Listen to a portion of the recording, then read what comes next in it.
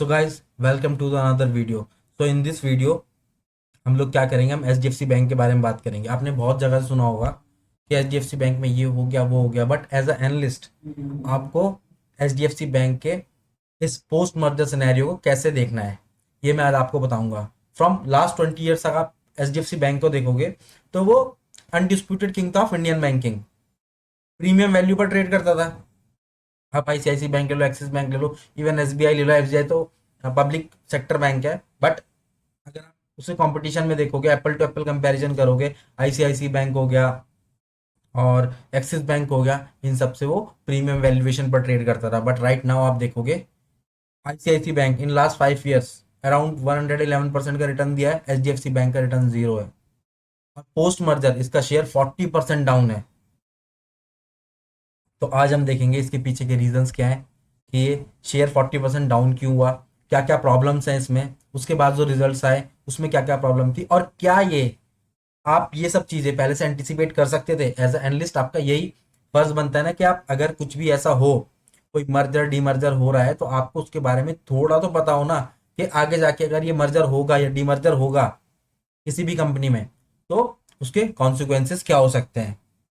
तो आज हम वही स्टडी करेंगे।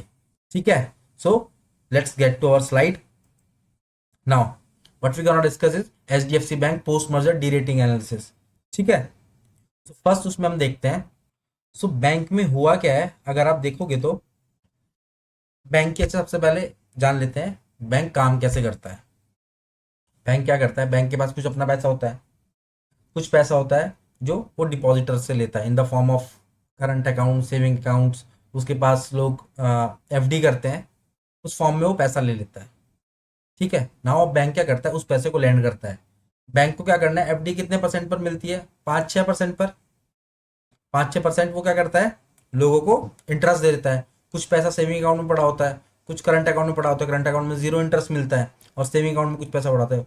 वो बैंक क्या करता है, उस पैसे को उठाकर जिसको लोन की जरूरत होती है उसको दे देता है, और ये बैंक का बिजनेस मॉडल है। और उस पर एक इंटरेस्ट कमाता है विच इज मोर देन जो उसकी कॉस्ट है एक्वायर करने की। उस पैसे को एक्वायर कैसे करता है, in the form of CASA, current account, saving account में जो पैसा होता है। और दूसरा कैसे लेता है वो, थ्रू एफडी। नाउ अब आगे क्या करता है, वो इसी पैसे को लैंड करता है। लेट सपोज उसको 6% पर टोटल पैसा मिल गया। ठीक है, कासा थोड़ा सस्ता होता है, उससे ऊपर थोड़ी एफडी होती है बिकॉज एफडी में आपको ज्यादा रिटर्न देने होते हैं। ठीक है, उस पैसे को लैंड करता है अराउंड 10%, 12%, और होम लोन के केस में 8%, क्रेडिट कार्ड के केस में और ज़्यादा। ठीक है, तो ये सब कम्युलेटिव मिला के ना वो 8 to 9% बैंक की कॉस्ट आ जाती है।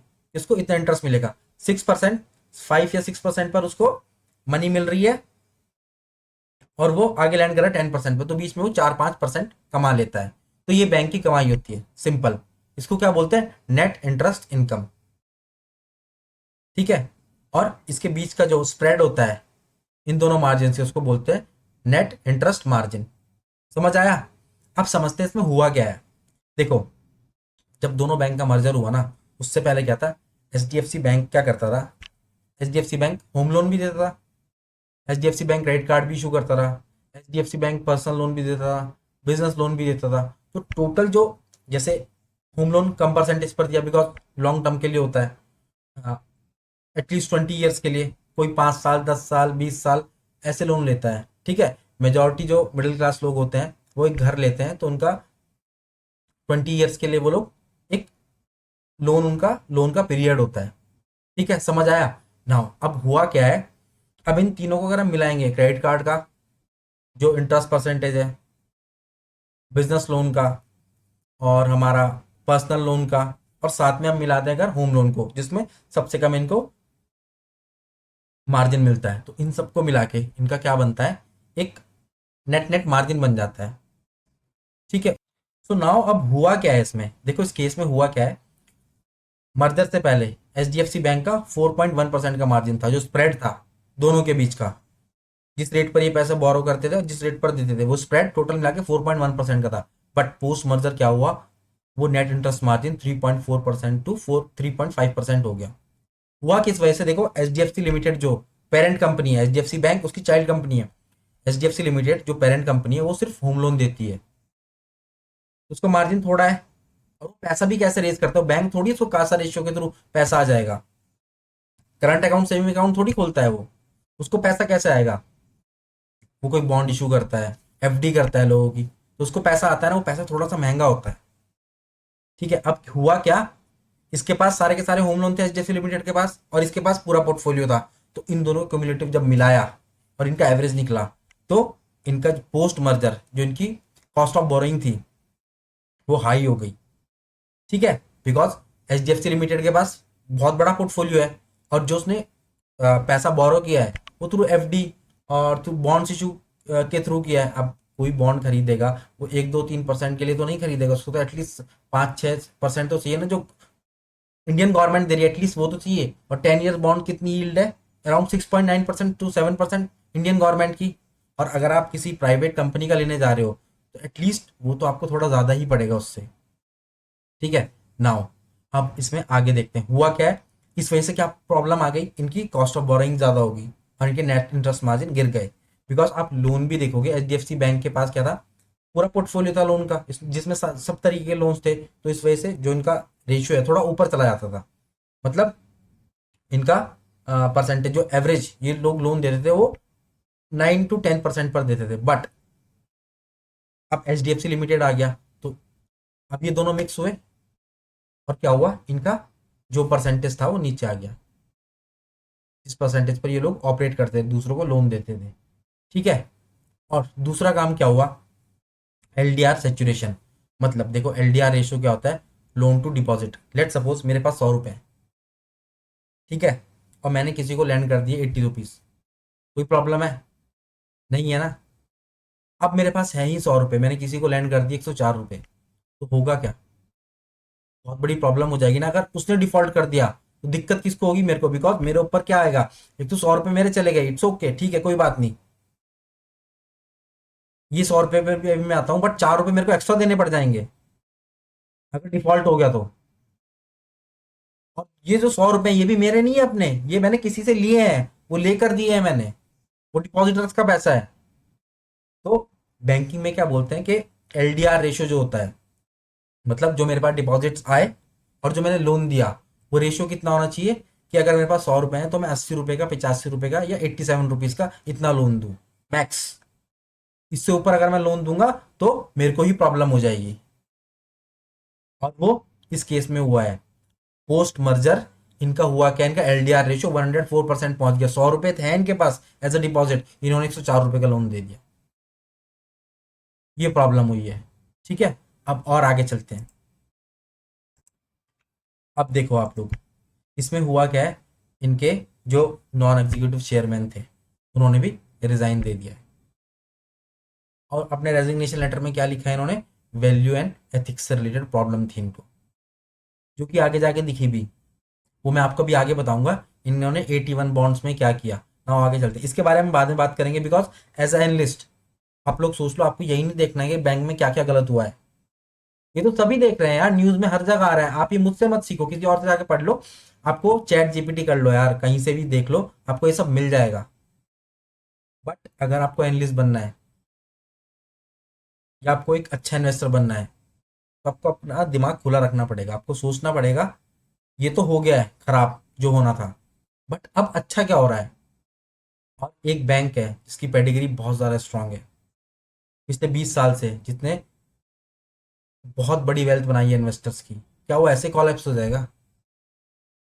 क्या उसमें कुछ अच्छा हो सकता है? यहाँ पर ये बॉटम बन चुका है, हमको वो देखना है, तो उसी को हम देखते हैं आगे। ठीक है, नाउ अब इसमें हुआ क्या है, देखो इनका मेगा मर्जर हुआ था 40 बिलियन का, $40 बिलियन का इनका मेगा मर्जर हुआ। H D F C limited liabilities added to the bank balance sheet, जो कि होना ही था। नाउ अब इनका मार्जिन शॉक क्या लगा, जो मैंने आपको भी बताया, और एलडीआर भी बता दिया मैंने आपको। अब इनमें कुछ रेगुलेटरी दिक्कत हुई।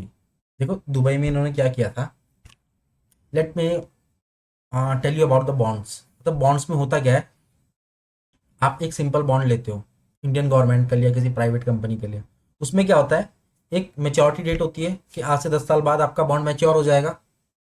ठीक है, आप लोग क्या करते हो, उसमें पैसा डालते हो और हर साल आपको कुछ इंटरेस्ट मिलता है, डन। नाउ अब अगर इन द केस कि आपने किसी प्राइवेट कंपनी का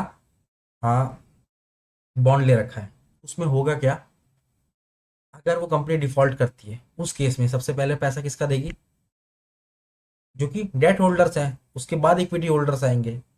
ठीक है। नाउ अब इस केस में हुआ क्या है, 81 बॉन्ड्स क्या थे, ये परपेचुटी वाले बॉन्ड थे। मतलब क्या था इसमें, लेट सपोज आपने वो बॉन्ड लिया, ठीक है, और वो बॉन्ड क्या था, लो कैटेगरी का था। सीएफए में एक सब्जेक्ट होता है फिक्स्ड इनकम, उसमें बहुत अच्छे समझाया जाता है, क्योंकि हम लोग भी पढ़ाते हैं, उसमें बहुत अच्छे समझाते हैं। इन्होंने क्या किया, जो 2008 की क्राइसिस में हुआ था ना, 2008 में जो लेमन ब्रदर्स के साथ हुआ था, वही इन्होंने यहाँ पर किया है। एक्चुअली प्रॉब्लम क्या थी, इन्होंने जो क्रेडिट स्विस का बॉन्ड था, और क्रेडिट स्विस 2022 में बैंकक्रप्ट हो गया, उसको यूबीएस ग्रुप ने टेक ओवर कर लिया। तो उसमें हुआ क्या, इन्होंने यूबीएस ग्रुप के क्रेडिट स्विस के बॉन्ड सेल आउट कर दिए, ये बताकर कि आपको इंटरेस्ट इसमें 10 to 13% मिल जाएगा, और बॉन्ड पे इतना इंटरेस्ट किसी को मिले, और वो कहीं क्रेडिट स्विस के बॉन्ड है, उसको बेचे एचडीएफसी बैंक, तो इन्वेस्टर का कॉन्फिडेंस तो वैसे ही बढ़ जाता है। बट द थिंग इज, इनको पता था कि क्रेडिट स्विस जो है वो डिफॉल्ट करने वाला है, उसकी हालत तो पहले ही पता लग गई थी, बहुत खराब है। अब हुआ क्या, इन्होंने ये बॉन्ड्स बेच दिए, और आगे जाके क्या हुआ, वो डिफॉल्ट कर दिया क्रेडिट स्विस ने। अब उसके बाद यूबीएस ने क्या किया, वो जो 17 बिलियन के बॉन्ड्स जो इशू किए थे 81, जो परपेचुटी तक थे, परपेचुटी का मतलब क्या होता है, जो बॉन्ड्स, मतलब आपको हर साल पैसा वापस नहीं आएगा, हर साल आपको उसका इंटरेस्ट आता जाएगा जब तक वो बॉन्ड चलेगा, परपेचुटी तक, 100 साल 200 साल जब तक भी चलेगा, आपको उसका इंटरेस्ट आता रहेगा। बट हुआ क्या, ये जो बॉन्ड्स थे $17 बिलियन के, जिन्होंने इशू किए थे क्रेडिट स्विस ने, ये क्या हुआ, यूबीएस ने राइट ऑफ कर दिए कि हम ये पैसा पे आउट नहीं कर रहे हैं। बॉन्ड की वैल्यू क्या होगी, जीरो। लॉस किसका हुआ, इन्वेस्टर्स का। एक रीजन ये भी बना, ऊपर से इनके एमडी ने क्या बोला, वैल्यू एंड एथिक्स की वजह से मैं रिजाइन कर रहा हूँ। बट बाद में जाके उन्होंने एक इंटरव्यू में बोला था कि ऐसा कुछ नहीं है, बैंक में सब कुछ ठीक है। ये तो आप लोग को पता ही होगा, आपने बहुत सारी वीडियोस देख ली होंगी। बट हम लोग कैसे देखें इसको, उसके लिए हम आगे चलते हैं ना। नेट इंटरेस्ट मार्जिन मैंने आपको अब हो क्या रहा है इस कंपनी में, देखो, प्री मर्जर के नेट इंटरेस्ट मार्जिन कहाँ पर थे, 4.1% पर। जब इनका मर्जर हुआ उसके बाद देखो क्या है, अगर आप एक एनालिस्ट हो ना, तो आपको ये चीज़ है, अगर आप थोड़ा सा भी एनालिसिस करोगे ना, ज़्यादा अंदर नहीं जाओगे, तो भी आपको ये चीज़ें पहले से पता होंगी कि अगर मेरी कॉस्ट ऑफ बोरिंग तो नीचे है, किसी और की ज़्यादा है, मैं इन दोनों का मर्जर कर दूं, तो इनका एवरेज कहाँ पर आएगा, कहीं बीच में आएगा। उससे क्या होगा, तुम मेरे को जहां पर पहले देख रहे थे वहां से तो मैं ऊपर ही दिखूंगा ना, मतलब मेरा पैसे लेने की जो मेरे मार्जिन हैं वो थोड़े नीचे गिरे हुए ही दिखेंगे ना, प्रॉब्लम तो हो ही जाएगी मेरे साथ। तो अगर आप एक अच्छे एनालिस्ट हो तो आपको ये पहले से पता होगा। ठीक है, इसमें आगे और प्रॉब्लम्स बताऊंगा मैं हुई क्या थी। और रिसेंट क्या हुआ, इन्होंने थोड़ा बढ़ाया है नेट इंटरेस्ट मार्जिन, जो बीच में पैसा खाने का इनका। देखो बैंक का काम क्या होता है, एक तरफ से पैसा लिया, दूसरी तरफ पैसा दिया, इन दोनों के बीच का डिफरेंस वो बैंक का प्रॉफिट है। अब ये जो बीच का डिफरेंस है ना, ये कम हो गया है, बिकॉज जो दूसरी कंपनी उन्होंने मर्ज की अपनी पेरेंट कंपनी, उसका जो पैसा लेता था वो थोड़ी ज्यादा रेट पर लेता था, बस ऐसे समझो आप इसको। ठीक है। नाउ अब हुआ क्या, अब रिसेंट रन रेट वो 3.50 है, और मैनेजमेंट क्या टारगेट कर रहा है कि यहां तक तो हम नहीं पहुंच सकते इतनी जल्दी, बट एटलीस्ट 3.70 तक तो पहुंचे। ठीक है। मतलब इसका क्या है, लेट सपोज इनकी बोरोइंग कॉस्ट होगी 7.3%, इस पर 10% पर ये आगे क्या कर रहे हैं, मैं एग्जांपल दे रहा हूँ हाइपोथेटिकल, 10% पर ये आगे पैसा लैंड कर रहे हैं, तो बीच का जो मार्जिन है 3.7%, ये लोग वहां पर पहुंचना चाह रहे हैं। ठीक है, ये बैंक बोल रहा है और ये हमको दिख भी रहा है यार, पोस्ट मर्जर 3.4%, अब ये 3.5% हो गया। देखो, और दूसरा लोग क्या बोल रहे हैं कि यार इनकी ना जो स्पीड है लोन देने की वो कम होगी, वो तो होगी ही कम, और आगे भी वो कम ही रहेगी थोड़े दिन, कुछ क्वार्टर्स कुछ साल वो कम ही रहेगी। अगर आप एक अच्छे एनालिस्ट हो तो आपको ये चीज पता होनी चाहिए, वो कम क्यों रहेगी। यार इनका एलडीआर रेशियो देखो ना कहाँ पहुंच गया है, उसको तो ये लोग कम करेंगे ना, डिपॉजिट्स बढ़ाने की कोशिश करेंगे, और लोन कम करने की कोशिश करेंगे। जब एक बार वो 80% पर आ जाएगा एलडीआर रेशियो, देन ये फिर ग्रो करेंगे। अभी तो बैंक में प्रॉब्लम है, बट वो ऐसी कोई प्रॉब्लम नहीं है जैसे सब लोग बोल रहे हैं कि बैंक बंद हो जाएगा, हमारे पैसे का क्या होगा, ऐसा कुछ नहीं है। आपको सोचना आना चाहिए, एज एनालिस्ट आपको देखना आना चाहिए कि चीजें हो क्या रही है। हर किसी की बात में हमको नहीं आ जाना है। नाउ अब आगे चलते हैं। एलडीआर रेशियो के बारे में मैंने बता दिया आपको। बैंक कहाँ पर कंफर्टेबल रहता है, 85 to 87% पर, जैसा कि मैंने आपको बताया। बट इस केस में 104% पहुंच चुका है। अब इनको थोड़ा कम करना पड़ेगा। देखो ये हुआ क्यों है, इसके पीछे का रीजन बताता हूँ। देखो बैंक जो होता है ना, बैंक में एक चीज होती है कि उनको ना अपना कुछ पैसा आरबीआई के पास रखना पड़ता है, एसएलआर और सीआरआर के फॉर्म में। ठीक है, 3% एसएलआर और 18% सीआरआर। अब प्रॉब्लम क्या है, सीआरआर वो किस फॉर्म में रखते हैं, वो कैश नहीं रखते बैंक के पास, जाके बॉन्ड्स खरीद लेते हैं इंडियन गवर्नमेंट के। ठीक है, तो उस केस में क्या होगा, देखो बैंक क्या है, बहुत ही रेगुलेटेड एंटिटी है। एनबीएफसी इतनी ज़्यादा रेगुलेटेड नहीं है, तो उनको ये सब करने की जरूरत नहीं है। अब हुआ क्या, बैंक का तो पैसा रखा था इनके पास। अब जब H D F C limited H D F C bank में मर्ज होगा, तो लेट्स सपोज मेरे पास 100 रुपए हैं, 21 रुपए मेरे को आरबीआई के पास रखने हैं इन the form of S L R और सी आर आर। डन, समझ आया। ये मैंडेटरी है हर किसी बैंक के लिए। अब मेरे पास ना 100 रुपये और आ गए, मेरे पास मर्जर हो गया, 200 रुपये हो गए मेरे पास। बट मेरे पास तो बैंक के पास 21 रुपये रखे हैं। अब मेरे को बैंक के पास एडिशनल 42 रुपये रखने पड़ेंगे, 42 रुपीज मेरे को बैंक के पास रखने पड़ेंगे। बिकॉज मेरे पास 200 रुपीज हो चुके हैं एज अ टोटल, मेरे जो बैंक के पास पैसा है। समझ आया। बहुत सिंपल एग्जांपल दिया है, बहुत ही लेम एग्जांपल दिया है मैंने, बट ये बहुत ही सिंपल एग्जांपल है। अब हुआ क्या, जब ये मर्जर होगा, H D F C bank भी, H D F C limited जो है वो भी उसी रेगुलेशन में आ जाएगा बैंक के, बिकॉज मर्जर हो चुका है दोनों का। अब इन दोनों का तो एयूएम बढ़ गया ना टोटल। अब इनको बैंक के पास उतना ही ज्यादा पैसा रखना पड़ेगा। तो उससे भी क्या होगा, और ये चीज तो पहले से पता होनी चाहिए। अगर आप एनालिसिस कर रहे हो इन दोनों के मर्जर का, तो आपको ये चीज पहले से पता होनी चाहिए कि शॉक आने ही वाला है। ठीक है, बट ये लोग धीरे धीरे उस प्रॉब्लम को सॉर्ट आउट कर लेंगे।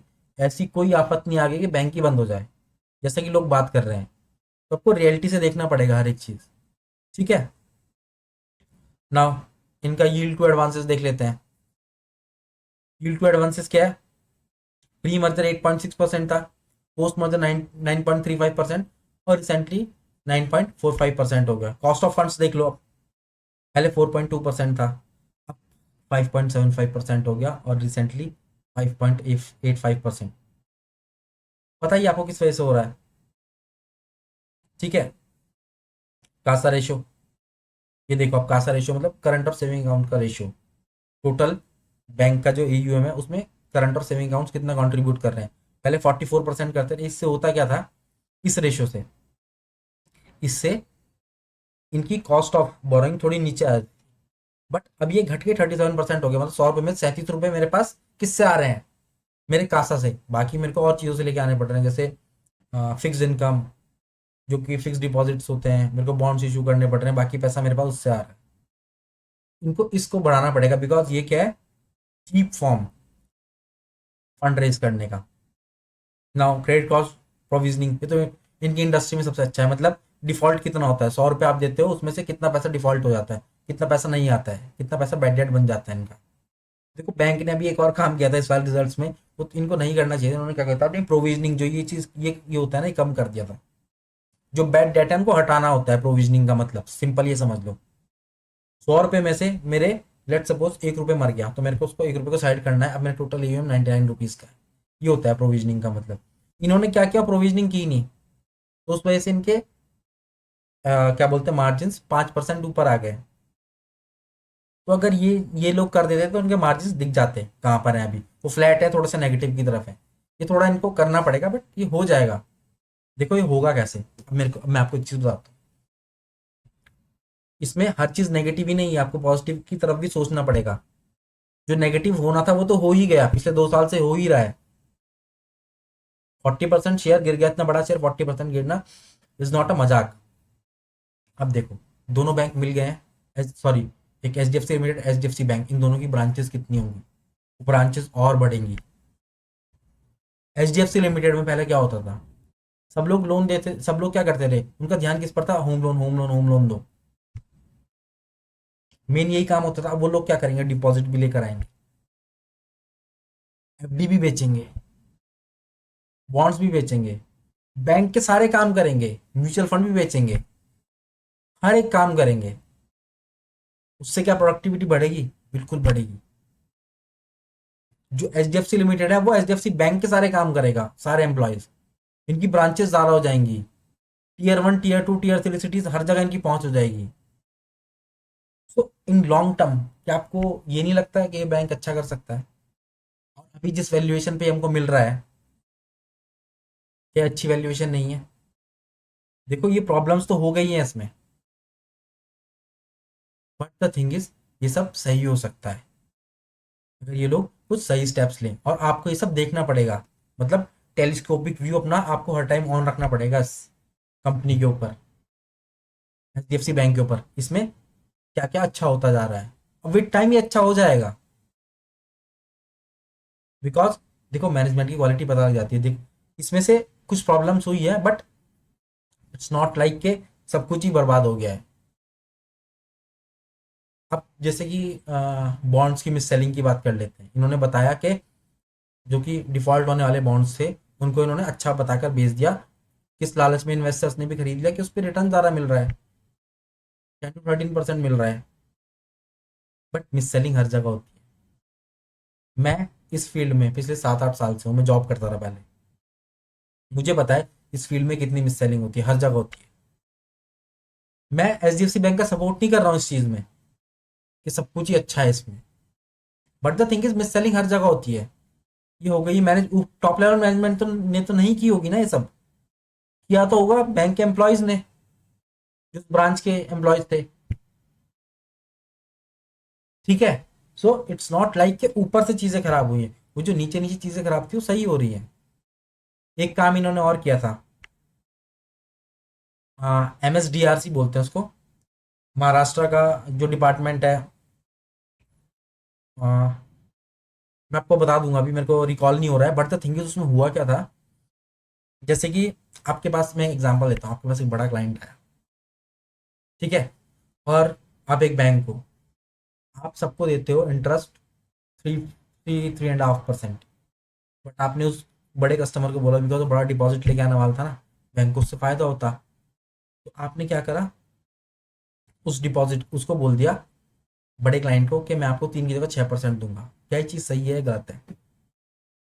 गलत है यार, सब लोग आप पे ट्रस्ट करके, बैंकिंग सिस्टम होता क्या है, ट्रस्ट का ही तो नाम है बैंकिंग सिस्टम, सबको एक जैसा ट्रीट करोगे, यही तो होता है बैंकिंग सिस्टम में। बट इन्होंने किया क्या, अपने बड़े क्लाइंट को 6% का ऑफर दे दिया कि हम आपको 6% का इंटरेस्ट दे देंगे आपके डिपॉजिट पे, और बाकी लोग को क्या बोलते हैं, हम 3% देंगे। This is also wrong thing. ये सब भी आपको देखो, पर बट ये सब फैक्टर ना, फैक्ट मेरे ख्याल से जो मैं सोचता हूँ वो फैक्टर इन हो चुके हैं। अब आपको देखना है यहाँ से अच्छा क्या हो सकता है। देखो, एक्सपेंडिंग नेट अब ब्रांच जो है एक्सपेंशन वो तो हो ही गया है, expanding network post 8500 branches to capture semi urban और रूरल सेविंग्स, बिल्कुल अब यही होगा। Tier 1 Tier 2 टीयर सिटी ये सब सेचुरेट हो चुकी है, अब ये लोग और डीप जाएंगे इंडिया में, दोनों एक एंटिटी बन चुके हैं, उससे क्या होगा, डिपॉजिट्स बढ़ेंगे इनके, कॉस्ट ऑफ बोरिंग जो नीचे आएगी, बिल्कुल आएगी, एम्प्लॉयज की इनके काउंट डबल हो गया है, उससे भी ज़्यादा। Deposit centric KPIs, branch manager repurpose from aggressive credit pushing to prioritise deposit mobilisation, जैसा कि मैंने अभी आपको बताया। अब ये लोग और किस पर ज़्यादा ध्यान दे रहे हैं, कॉर्पोरेट्स में जो सैलरी अकाउंट ओपन होते हैं ना, देखो ज़्यादातर HDFC बैंक के ही होते हैं वहाँ, बट ये लोग अब उसमें और डीपली जा रहे हैं, और एग्रेसिवली काम कर रहे हैं ताकि इनका कासा रेशो इंप्रूव हो। बिकॉज देखो क्या है, अगर आप सेविंग अकाउंट खोलोगे तो उसमें पैसा आएगा नहीं आएगा वो नहीं पता आपको, बट अगर आप सैलरी अकाउंट ले लेते हो तो उसमें हर महीने पैसा आता है। समझ आया? तो ये कुछ अच्छी बातें हैं जो आपको एज एनालिस्ट सोचनी है। नाउ आगे चलते हैं। देखो, अब क्या हुआ, ये रिटेल बिजनेस के ये जो अरविंद कपिल थे, इन्होंने रिजाइन दे दिया, तो लीडरशिप का उससे पता लगता है कि थोड़ी प्रॉब्लम आ रही है, बट द थिंग इज कि टाइम के साथ सॉर्ट हो जाएंगी यार। ऐसा नहीं है कोई एक पर्सन अभी कंपनी चलाएगा तो कंपनी बिगड़ जाएगी।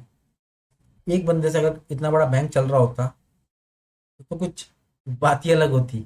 ठीक है, बहुत बड़ा बैंक है, कोई प्रॉब्लम नहीं है, सब चीज़ें सॉर्ट आउट हो जाएंगी। मैं एचडीएफसी बैंक के साथ नहीं हूँ, जो गलत किया वो मैं गलत बता रहा हूँ, बट एज एनालिस्ट आपको सोचना कैसे वो बता रहा हूँ। क्रिटिकल थिंकिंग होती क्या है, क्या एक आदमी से इतना बड़ा बैंक चल जाएगा? क्या नहीं, टाइम के साथ ये सब कुछ सही हो जाएगा। जैसी इमेज है एचडीएफसी बैंक की, और आप देख रहे हो सुधर भी रहा है। नेट इंटरेस्ट मार्जिन जो आफ्टर पोस्ट मर्जर 3.4% के थे, थोड़ा सा ऊपर लेकर गए हैं और अपना टारगेट भी अचीव कर लेंगे, बट थोड़ा सा टाइम लगेगा। अब इनकी लोन ग्रोथ आपको कम ही मिलेगी, बिकॉज उनको एलडीआर रेशो कम करना है। जो एनालिस्ट सोचते हैं क्वार्टर ऑन क्वार्टर लोन की ग्रोथ बढ़ेगी तो मजा आएगा, मेरा पोर्टफोलियो ग्रो होगा, बट देख तो ले भाई बैंक की हालत क्या हो रखी है। उसको अपने एलडीआर रेशो नीचे लेके आना पड़ेगा। तो ये सब आपको सोचना पड़ेगा, तभी काम चल सकता है। बाकी आपको मैंने ये सब बता ही दिया है। ये एमएसडीआरसी डिपॉजिट डिनायल, ये बताना आपको, ठीक है। एमएसडीआरसी क्या है? मेरे ख्याल से इसका मैं पढ़ के बता दूंगा आपको है क्या है। इसकी फुल फॉर्म मेरे को भी याद नहीं है। ये महाराष्ट्र गवर्नमेंट से रिलेटेड है, Maharashtra state, sorry, Maharashtra state road development corporation, MSDRC ये होता है। याद आ गया मेरे को, रिकॉल हो गया। ठीक है, तो इनका डिपॉजिट कितना ज़्यादा होगा, उसकी मैंने जो बात बताई थी आपको, 6% इन्होंने बोल दिया था कि हम आपको इंटरेस्ट रेट दे देंगे। बट मीडिया में जो एलिगेशन आई थी, मीडिया में जो आया था कि ऐसा हुआ है, इन्होंने उसको डिनाई कर दिया कि ऐसा नहीं हुआ है। तो आगे देखते हैं। ये तो क्वार्टरली परफॉर्मेंस है यार, ये कहाँ पर गया? ये तो आपको नेट इंटरेस्ट मार्जिन में 10.2% की ग्रोथ हुई है। मतलब जो पैसा कमाते थे, है ना, जो इनकी नेट इंटरेस्ट इनकम जो मेन इनकम है उसमें 10.2% की ग्रोथ हुई है। ठीक है, बाकी तो यार ये सब आपको मिल ही जाएगा। मेरे को मेन क्या था, आपको ये पढ़ाना था। अब देखो इनको पैसा कहाँ कहाँ से आता है, मेन चीज़ है। कासा डिपॉजिट 37% पर है, रिटेल टर्म डिपॉजिट 45% और होलसेल और बल्क डिपॉजिट 18%, ये वाला। ठीक है, दिस वन। नाउ इनको क्या करना है, इसको बढ़ाना है। ठीक है, रिटेल भी बढ़ाना है और होलसेल और बल्क हल्का सा कम हो जाए तो कोई प्रॉब्लम नहीं है। ठीक है, तो ऐसे आपको सोचना है। अब इसकी वैल्यूएशन देख लो। H D F C bank की pre merger peak valuation 3.8 times price to book value. ठीक है, करंट क्या है, 2.3 टाइम्स, बहुत घट गया है। आईसीआईसी बैंक की 3.1%, इसीलिए मैं बोल रहा था पिछले 20 साल से ये कहाँ पर ट्रेड करता रहा, प्रीमियम वैल्यूएशन पर। एसबीआई और सॉरी आईसीआईसीआई और एक्सिस बैंक से, because apple to apple comparison करना है उनको प्राइवेट बैंक का। ठीक है, बट राइट नाउ 2.3 है। क्या ये 2.3 से 3 पहुंच सकता है? बिल्कुल पहुंच सकता है, अगर ये थोड़ी चीजें सुधार ले, जो कि हमने डिस्कस की हैं अभी तक। नाउ अब strategic road map to margin recovery, मतलब कैसे मार्जिन रिकवरी कर सकता है, आपको वो भी सोचना है ना कि इसके मार्जिन रिकवर हो कैसे सकते हैं। यही नहीं देखना यार कंपनी में सब कुछ खराब हो गया चलो बैठ जाओ। आपको एक स्टेप अहेड रहना पड़ेगा एज ए एनालिस्ट, बिकॉज आज की दुनिया बहुत कॉम्पिटेटिव है। तो आपको एक कदम आगे सोचना पड़ेगा सबसे। देखो, liability maturity, run of the highest cost of legacy HDFC Bank bonds over 25-27 will automatically relieve 20-30% BPS drag of cost of funds as they replaced by retail deposits। इनको जो मैंने बताया था रिटेल डिपॉजिट से, इसको ये जो हाई कॉस्ट इनके bonds H D F C limited ने जो दिए हैं उसको किससे रिप्लेस करना पड़ेगा, फ्रॉम कासा और रिटेल डिपॉजिट के थ्रू। ठीक है, और क्रेडिट रोड एलडीआर रेशियो को डाउन करना पड़ेगा, अराउंड 88-90% की रेंज में लेके आना पड़ेगा। Cost to income discipline, leveraging express car loans and digital mortgage organisation. तो इनको देखो क्या क्या करना पड़ेगा। जो और चीज़ें हैं होम लोन के अलावा, और H D F C bank के जो कस्ट, देखो H D F C limited में प्रॉब्लम पता है क्या है, H D F C limited के जो कस्टमर्स हैं उनके 100 कस्टमर्स है, लेट्स सपोज 70 के % बैंक के अकाउंट ही नहीं है 70% के पास। क्या ये एक बहुत बड़ी अपॉर्चुनिटी नहीं है? वो जो अनटैप्ड मार्केट है उसको अगर मैं टैप करूं, उनको तो लोन ही दिया है मैंने, उनको मेरे पास बहुत कुछ है थर्ड पार्टी सेल आउट करने के लिए। तो वो एक बिल्कुल ही अनटैप्ड मार्केट है, अगर उसको एक ग्रैब कर लें तो again H D F C bank will, तो पहले वाला H D F C bank था वो बन जाएगा, और यहाँ से एक बहुत अच्छी वैल्यू बन सकती है। ठीक है, उसमें आप 70% लोगों को बैंक अकाउंट ओपन करा सकते हो, उनको वेल्थ मैनेजमेंट में जो म्यूचुअल फंड्स होते हैं, इंश्योरेंस होते हैं, वो सब पिच कर सकते हो उनको, because H D F C bank को इन पर एक छोटा सा कट मिलता है। ठीक है, प्रोडक्ट बंडलिंग, क्रॉस सेल कर सकते हो, credit card, personal loans, motor insurance, जो भी ये कंपनी करती है H D F C limited के कस्टमर्स को। ठीक है, नाउ आज के लिए तो इसका कंक्लूजन बता देता हूँ पहले, और इन्वेस्टमेंट थीसिस क्या है। Short term operational integration and governance turbulence have created a compelling long term risk reward entry point for India premier banking franchise. ये इक्विटी रिसर्च जो हमने मैंने बताया उसका सिंथेसाइज करके मैंने बताया। देखो क्या है, शॉर्ट टर्म में अभी टर्बुलेंस है, but if you are a long term investor तो दिस इज द पॉइंट कि यहाँ से अगले 5 साल में हम देखते हैं बैंक कैसा करता है। और एक और चीज़ बता दूं, ये मेरी कोई रिकमेंडेशन नहीं है, ना मैं कोई रिसर्च एनालिस्ट हूँ, ना मेरे पास कोई सेबी का लाइसेंस है। मैं सिर्फ बच्चों को पढ़ाता हूँ, सीएफए पढ़ाता हूँ, इक्विटी रिसर्च पढ़ाता हूँ, एडवांस वैल्यूएशन पढ़ाता हूँ, और उसी का बिकॉज मैं बहुत दिनों से देख रहा था इंडियन बैंक ये इन्फ्लुएंसर्स कर क्या रहे थे। ठीक है, उसी के बेस पे मैंने एक वीडियो बनाई और आप लोग को समझाने की कोशिश की कि एचडीएफसी बैंक में हो क्या रहा है, आखिर इसका शेयर गिर क्यों रहा है, और क्या ये चीज़ आपको पहले से पता हो सकती थी? बिल्कुल पता हो सकती थी, कोई रॉकेट साइंस नहीं है, बस नंबर्स उठा के देखने थे आपको, और देखना था आगे होने क्या वाला है। और अभी भी कोई रॉकेट साइंस नहीं है, आपको देखना है बस आगे होगा क्या।